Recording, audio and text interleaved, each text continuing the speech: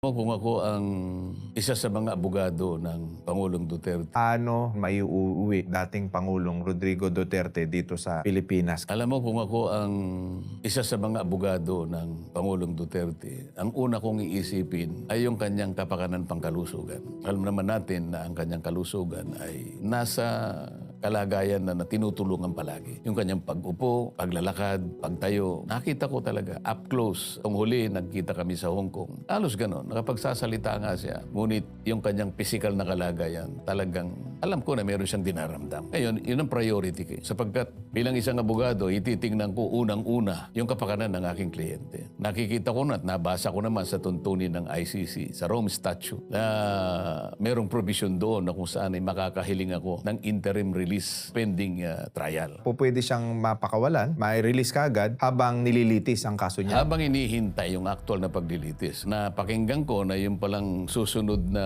date ng trial ay September pa. Sa makatwid, napakalayo. Ang tanong dito, kailangan ba siyang patuloy na nakadetain doon habang inihintay niya yung date? Ang pinag-uusapan natin, yung uri ng kanyang kalusugan ngayon. Kaya yun ang umunahin ko. Nandun naman sa provision ng kanilang tuntunin. At kapag yun ay nagawa ko, mapipilitan ang korte na ripasuhin yung mga kondisyon na ibinigay ng prosecutor kung paano siya ay hiningan ng warrant of arrest. Kasi mandatory na kapag merong humingi ng temporary or provisional release, mapipilitan ng korte na reviewin niyang mabuti, ripasuhin niya yung mga ibinigay ng prosecutor na mga kondisyones kung bakit kinakailangan siyang maaresto. Halimbawa, sinasabi doon na maaring hindi siya makipag-cooperate kaya natin siya inaaresto. O maaring ma-endanger yung proceedings, yung investigasyon kung hindi natin siya arestuhin. Sa kalagayan niya ngayon, baka hindi na nananaig yung kondisyon na yun. Marireview ngayon. Ngayon, kapag hindi na-satisfy ang korte sapagkat alam niya na ang kondisyon na ito hindi na umiiral, pwede siyang i-release ngayon with or without condition. Kahit na halimbawa sabihin na, o sige, re-release kita, pero bibigyan kita ng kondisyon. Marami kasing kondisyon na pwedeng ibigay yung korte. Nasa tuntunin din nila. Halimbawa, sabi niya, huwag kang pupunta sa lugar na pinagbabawal namin pumunta ka pagka ikaw ay nakauwi na. Mananatili ka lang sa lugar na gusto naming nandun ka. Huwag ka makikipagkita doon sa mga witnesses o kaya doon sa mga nabiktima. Okay na, kailangan kang mag-post ng bond.